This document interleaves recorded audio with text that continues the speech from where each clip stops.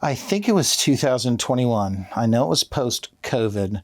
We had been using the Marsh building over there across from VIA, where the Wildcat Marching Band is, where Richards used to be. And pre-COVID, we moved many items from theater out of our basement. The first place they went was a shared unit at CSA Marion Downtown. So we partnered together and kept some of our walls there and mixed in with CSA stuff. We used to have a little different relationship with CSA where we would kind of use each other's things. Then CSA had to make some changes in how they stored things, and we moved our stuff over to the Marsh building. Then the Marsh building got christened to become the engineering building. So we had to move out of the Marsh building, and they gave us the Tucker. So we'd been in the Tucker since this year, and then recently had to move out of the Tucker and back to IWU. So we've done a lot of work over the last 13 years I've been here on organizing the basement of the PAC, the Philippi Performing Arts Center. And now we've got many, not all, but many of our items in our basement. Some of the items didn't survive, so we have culled out some things and got rid of things that we would like to have held on to, but our basement just isn't sufficient space. Not the way the Tucker was, and certainly not the way Marsh was.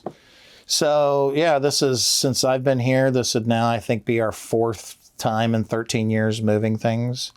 And probably that'll be the future, I would guess, is keeping things here at the PAC. There had been some talk pre-pandemic. There was some visioning and dreaming of what would it look like if the Tucker could somehow be a second campus for IWU. And some of that conversation was, could the arts go there? There's a little more room over there for the arts and theater. And it was all just discussion. There was no commitment to it other than just people talking about what are we going to do with the space. So there was a hot little second. There was a tiny little window of possibility that the Tucker might be a space where another version of Indiana Wesleyan University Visual and Performing Arts evolved. But nothing that was concrete and nothing that was commitment, just talk. And so there were some of us who were part of that conversation. And there were so many logistical questions that probably made it unrealistic. And then once COVID happened, just like with everything else, whatever plans were being made, they were so unimportant compared to how are we going to deal with the pandemic.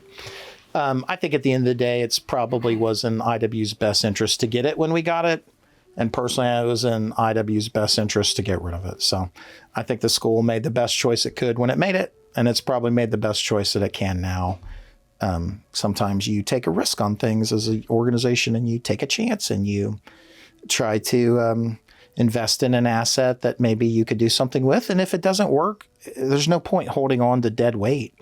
That's how organizations have to function. So we benefited from it when we had it. And now that benefit came to an end. And then we do what we do best in theater. We adapt and we change and evolve too.